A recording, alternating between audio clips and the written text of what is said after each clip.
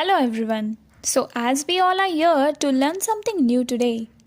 So we are going to cover the very important topic of biomolecules, that is nucleic acid, in which we are going to learn about the introduction, types of nucleic acids, sources of nucleic acid, diseases and treatment, functions and some of the facts. So let's see the introduction, which includes biochemistry, biomolecules, and most important, nucleic acids. Biochemistry is the application of chemistry to the study of biological processes at the cellular and molecular levels. And biomolecules, also called biological molecules, any of numerous substances that are produced by cells and living organisms. Then the nucleic acid, which we are going to learn today. Nucleic acid are naturally occurring chemical compounds that serve as the primary information carrier molecules in cell. Nucleic acid is none other than DNA and RNA, which carries information. Then let's see the discovery of nucleic acid. Nucleic acid were discovered in 1868 when Swiss physician Friedrich Mischer isolated a new compound from the nuclei of white blood cells. This compound was neither a protein nor lipid nor a carbohydrate, therefore it was a novel type of biological molecule. Mischer named his discovery nuclein because he had isolated it from the nuclei of the cell. Today, his discovery is known as deoxyribonucleic acid, that is none other than DNA. Then nucleic acid. Nucleic acids are biopolymers, macromolecules essential to all known forms of life. They are composed of nucleotides, which are the monomers made of three components, a 5-carbon sugar, a phosphate group, and a nitrogenous base. The two main classes of nucleic acids are deoxyribonucleic acid, that is DNA, and ribonucleic acid, RNA. If the sugar is ribose, the polymer is RNA, and if the sugar is ribose derivative deoxyribose, the polymer is DNA. Then let's study about DNA, that is deoxyribonucleic acid. Every living organism contains DNA, no doubt.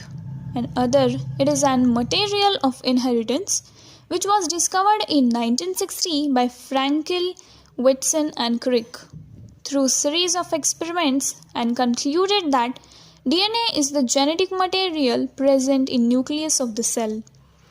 Human DNA contains 3 million deoxyribonucleotide residues and contain 25,000 genes. Genes are stretch of DNA that carries code of protein production. Then about the structure of DNA. Yes, the structure of DNA can be understood in terms of 3 levels of structure: primary structure, secondary structure, and tertiary structure.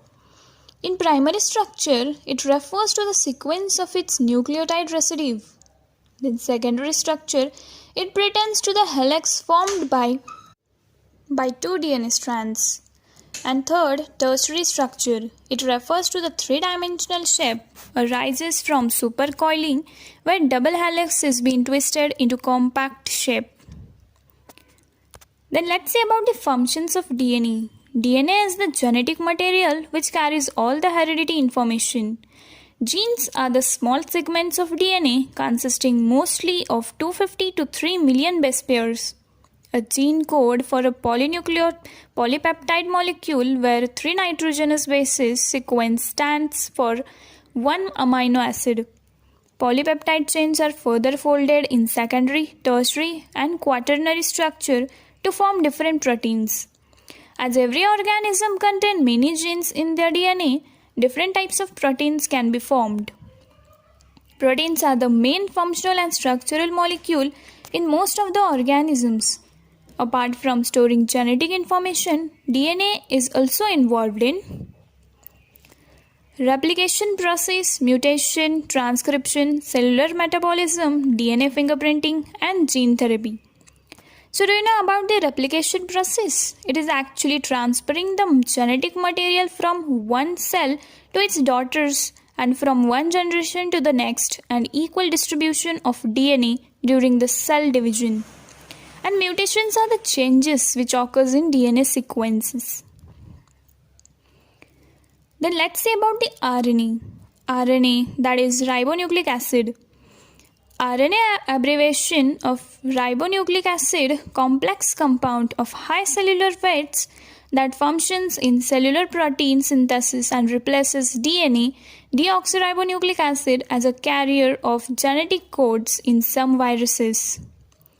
RNA consists of ribose nucleotides attached by phosphodiester bonds, forming strands of varying lengths. The nitrogenous bases in RNA are adenine, guanine, cytosine, and uracil, which replaces thymine in DNA. Then let's see about the structure of RNA. As you can see in these two diagrams, the ribose sugar of RNA is a cyclical structure consisting of 5 carbons and 1 oxygen. The presence of a chemically reactive hydroxyl OH group attached to the second carbon group in the ribose sugar molecule makes RNA prone to hydrolysis. This chemical lability of RNA compares with DNA, which does not have a reactive OH group in the small position on the sugar moiety. Deoxyribose is thought to be one reason why DNA evolved to be the preferred carrier of genetic information in most organisms. Then let's say about the functions of RNA. RNA is synthesized by DNA for the transportation of genetic information to the protein building apparatus in the cell. RNA also directs the synthesis of new proteins using the genetic information it has transported. Messenger RNA is used to transfer genetic information through plasma membranes. Let's see some of the sources of nucleic acid. Nucleic acids are found in all living things, including the foods we eat. Based on current research, food containing the highest levels of these compounds are meat, fish, seafood, legumes, and mushrooms. Then these are some of the functions of nucleic acid, which include nucleic acids, deoxyribonucleic acid, and ribonucleic acid carries genetic information which is read in cells to make the RNA and protein by which living things function. And the well-known structure of DNA double helix allows this information to be copied and passed on to the next generation. As you have learnt about the nucleic acid, DNA and RNA, let's see some of the facts related to it. So first, DNA contains 4 building blocks, which is guanine, adenine, thymine, and cytosine. A single chromosome anywhere between 50 million and 250 million base pairs. There are around 3 million DNA bases in our genome. Throughout evolution, humans have lost over 500 DNA codes. We share 40 to 50% of identical DNA with cabbage. 9% of our DNA is the same as other humans. So as you have learnt about the functions, facts, and about DNA and RNA, so yes, according to it, there are some of the diseases related to this.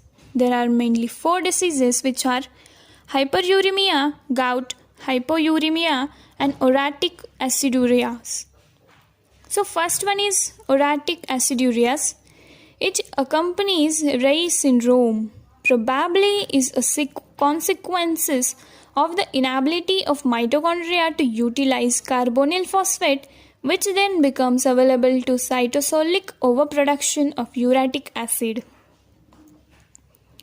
Then next is hypouremia. Hypouremia is arbitrarily defined as a serum urate concentration of less than 2 mg per ml. It occurs in about 2% of hospitalized patients and less than 0.5% of the normal population. causes of it are decreased uric acid production and uric acid oxidation due to treatment with uricase. Then third one is gout. It is characterized biologically, biochemically by extracellular fluid urate saturation, which is reflected in blood by hyperuremia, with serum urate concentration exceeding 6.8 mg per ml. And its causes are alcohol consumption and enzymatic defects such as glycogenosis type 1, aldolase B deficiency.